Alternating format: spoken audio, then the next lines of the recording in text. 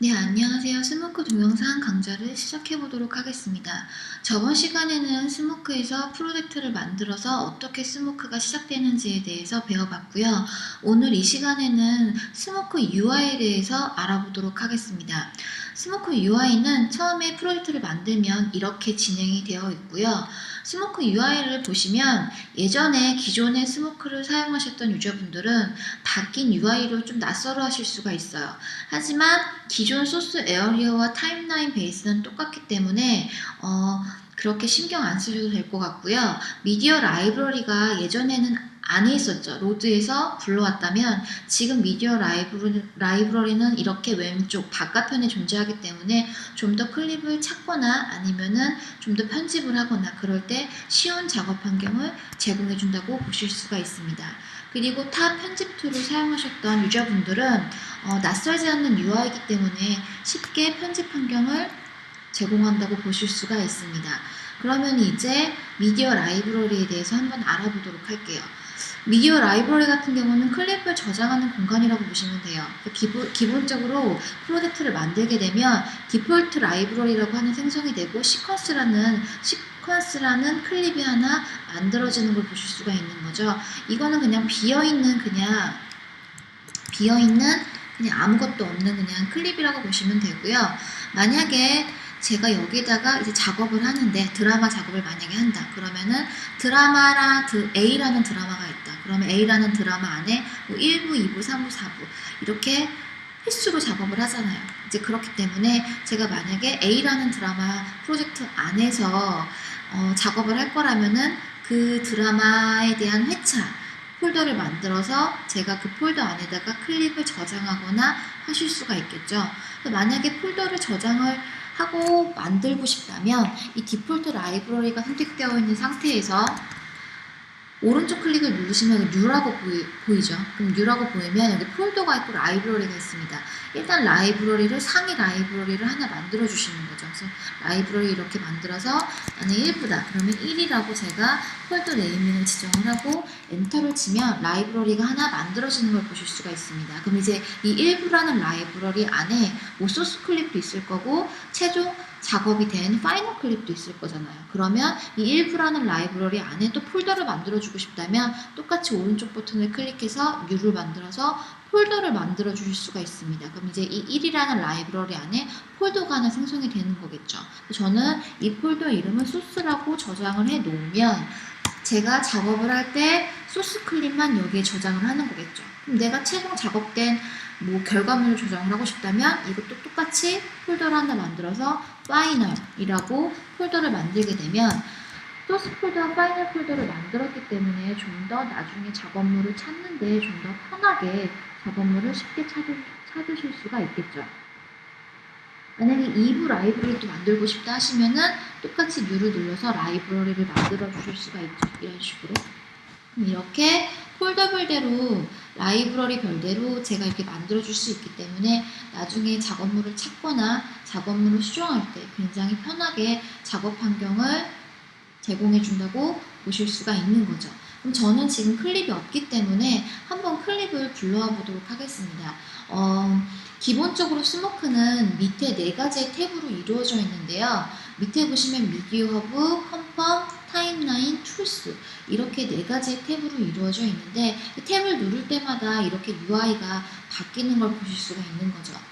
먼저 미디어 허브에 대한 탭부터 설명을 해드리면 미디어 허브 같은 경우는 다른 외장하드라던가 내 컴퓨터에 있는 파일을 불러오거나 임포트 할 때 아니면 아카이브를 할 때 작업을 해줄 수 있는 환경입니다.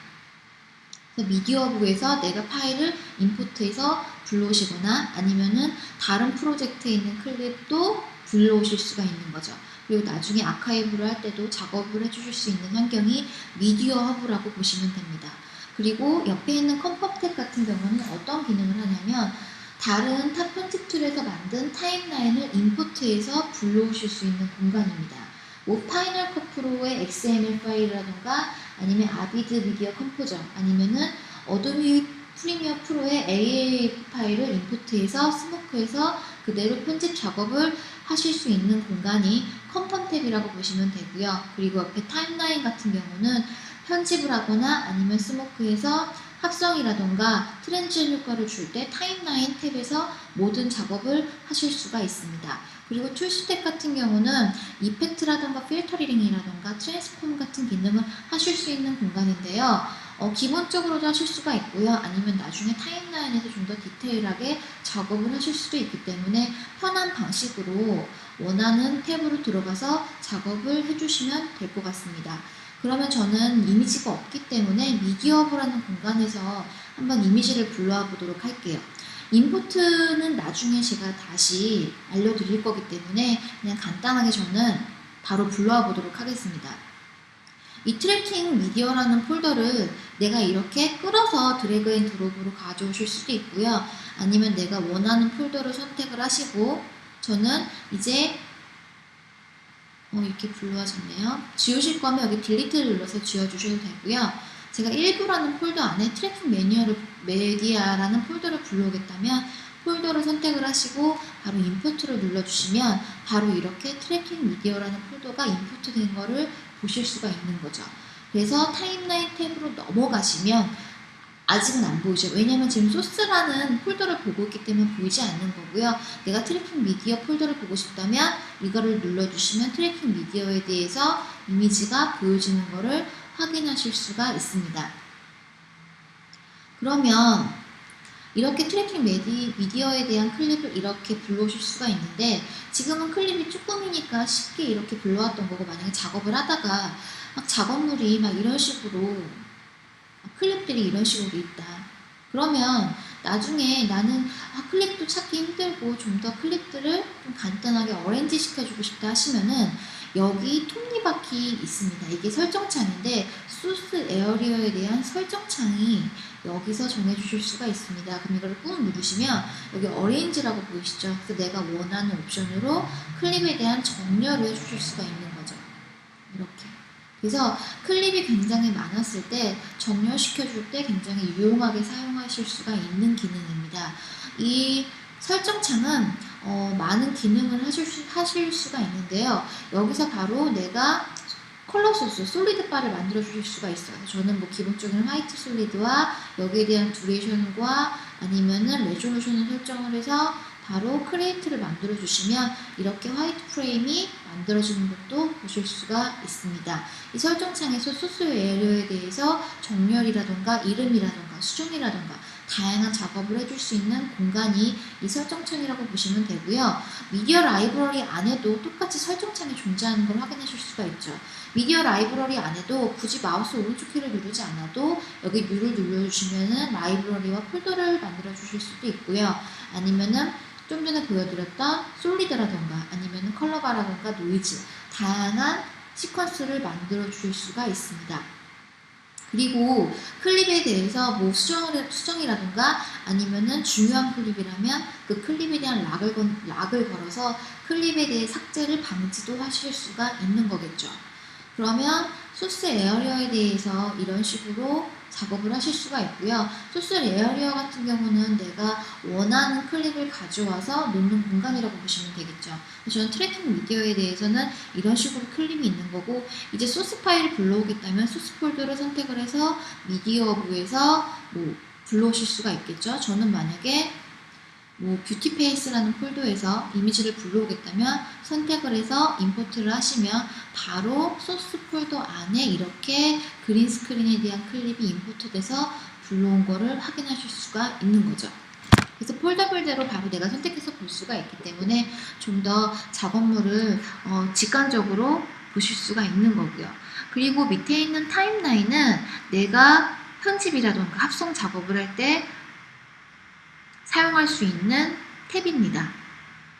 제가 만약에 이거를 클립을 선택을 하면 이 선택한 클립에 대한 타임라인 바가 보여지는 것을 확인하실 수가 있는 거죠. 똑같이 뭐 이 4포인트 트랙에 대한 클립을 선택을 하면 이 4포인트 트랙에 대한 타임라인으로 보실 수가 있는 거고요.